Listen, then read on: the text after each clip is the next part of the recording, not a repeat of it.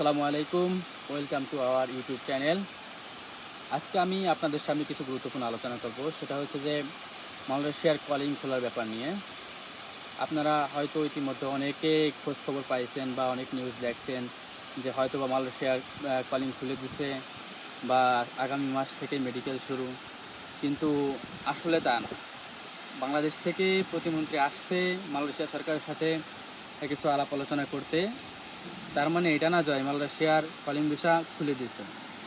তবে মালয়েশিয়ার calling visa না খুললেও এই খোলার জোর দাবি নিয়ে কিছু আলাপ আলোচনা হয়েছে।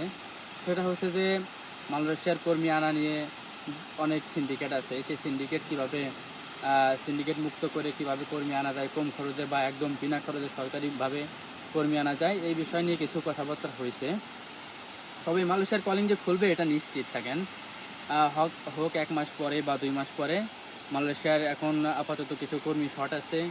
এই জন্য হচ্ছে বাংলাদেশের নতুন সরকার গঠন হওয়ার পরে বাংলাদেশ সরকার পক্ষ থেকে আসছে মালয়েশিয়ার প্রধানমন্ত্রীর সাথে কিছু কথাবার্তা হয়েছে এই ব্যাপার নিয়ে।